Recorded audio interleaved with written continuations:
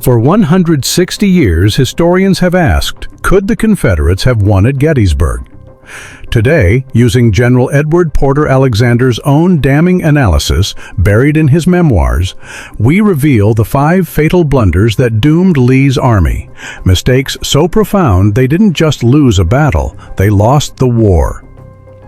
Before we uncover these critical errors, help preserve this history for future generations.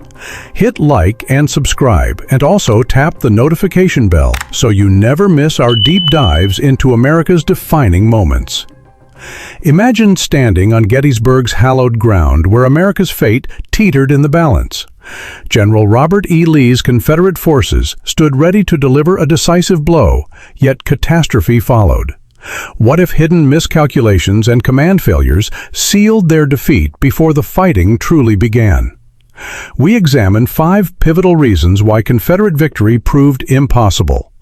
Errors so consequential they redirected the Civil War's trajectory. From missing cavalry to fractured artillery, you'll discover fatal cracks in Lee's campaign that shattered Southern hopes. By the end, you'll see Gettysburg through a new lens and grasp precisely why triumph eluded the Confederates.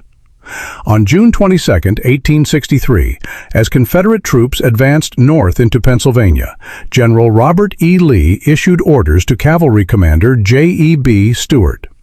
Historians still debate the directive's exact wording, but consensus holds that Lee instructed Stuart to divide his horsemen, some guarding mountain passes, others shielding General Richard Ewell's flank.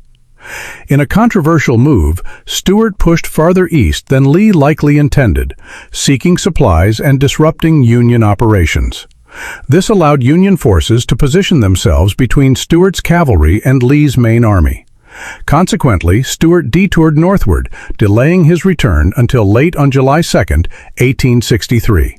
This left Lee without vital cavalry intelligence during Gettysburg's first 2 days. Horsemen served as the army's eyes, tracking enemy positions and movements. Without them, Lee operated blindly at a crucial juncture, crippling his strategic decisions. Confederate artillery officer Edward Porter Alexander later condemned Stuart's actions as a grave error. Detaching cavalry violated core military principles of concentrated force. Such raids rarely yielded battlefield gains, but invited severe risk, Alexander argued. He maintained unity should have trumped speculative maneuvers. Had Stuart been present from the outset, Alexander contended the battle's outcome might have differed. Full Confederate strength early could have unlocked opportunities for victory. By permitting Stuart's separation, Lee took an unnecessary gamble that weakened Gettysburg's defense. Most historians agree with Alexander. Stuart's absence altered the battle's course. Whether through Stuart's choices or Lee's ambiguous orders, this episode underscores how miscommunications and strategic lapses shape military campaigns. Losing Stuart's cavalry deprived Lee of intelligence that might have provided a Confederate edge. On June 30, 1863, a brigade from General Harry Heath's division entered Gettysburg seeking shoes.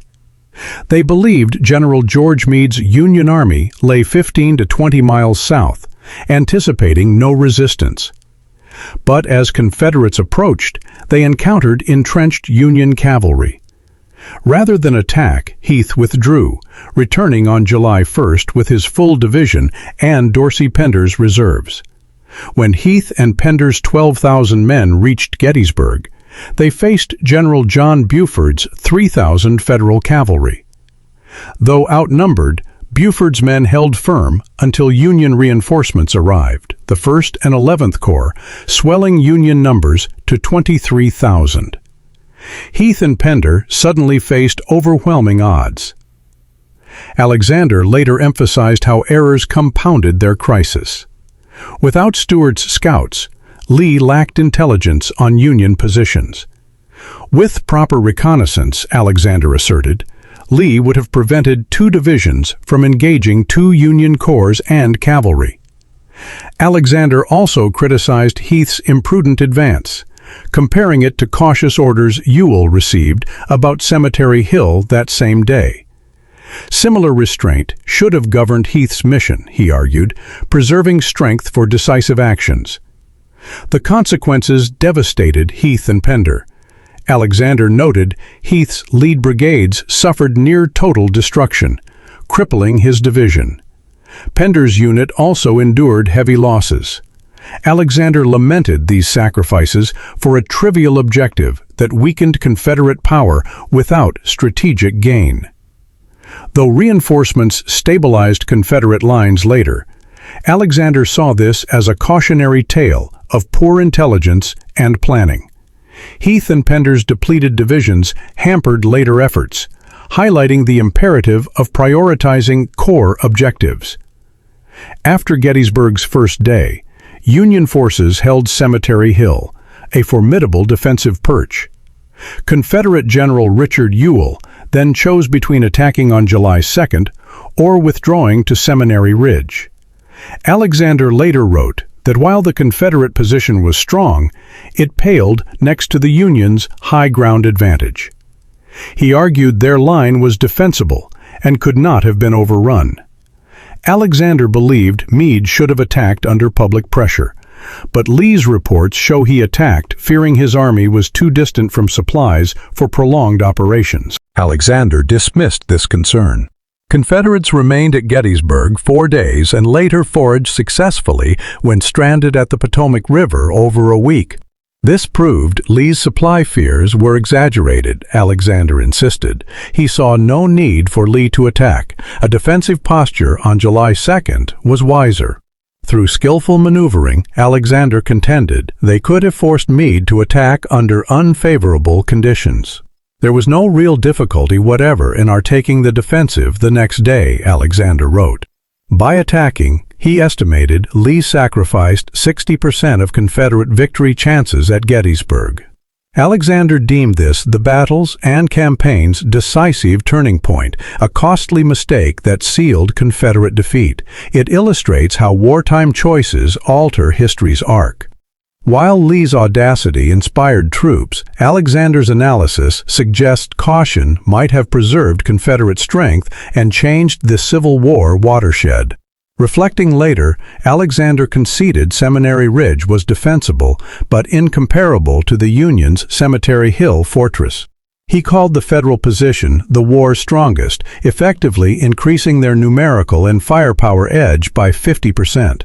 The Union fielded 94,000 men against 72,000 Confederates with superior artillery. Combined with elevation, Alexander deemed Union defenses impregnable. Observing this, he criticized Confederate planning for July 2nd. No reconnaissance occurred and no nighttime preparations were made. No proper reconnaissance happened, Alexander noted. This allowed General Meade to reinforce defenses unchallenged. Verily that night it was pie for Meade. Alexander also faulted Ewell's corps deployment. After relocating near Gettysburg, Ewell requested permission to seize Culp's Hill. Lee agreed, but Ewell failed. Alexander believed Culp's Hill was unassailable, yet Ewell's corps remained stranded near Cemetery Hill in an ineffective position. Alexander protested that Ewell's men and guns were squandered there, immobilizing a major Confederate force during Gettysburg's climax. Ultimately, Alexander blamed inadequate planning and reconnaissance for July 2nd's failures. These oversights enabled Meade to cement his dominant position, dooming Confederate hopes. General James Longstreet appointed Alexander to command 1st Corps Artillery for Pickett's charge on July 3, 1863. His mission: unleash a barrage to shatter Union lines, break morale, and clear the infantry's path. As Alexander stated, they aimed to tear the enemy limbless before advancing, but Confederate artillery suffered fragmented command. While Alexander led the main bombardment, other corps' batteries operated independently. Each chief artillery officer worked alone, Alexander wrote, diluting their effectiveness. One failure involved General William Pendleton, Lee's artillery chief. He'd assigned Alexander 9 howitzers to support the infantry charge, but when the assault began, 4 or 5 guns were missing. Alexander later discovered Pendleton had redirected them without notice. Those guns might have aided the attack, Alexander lamented. Another shortfall. Lieutenant General A.P. Hill deployed 65 guns on Seminary Ridge but employed none to assist Pickett's advance, even as troops passed beneath them. Worse, Hill wasted ammunition earlier that morning in fruitless skirmishing. Alexander reserved sharpest criticism for Lieutenant General Richard Ewell's artillery.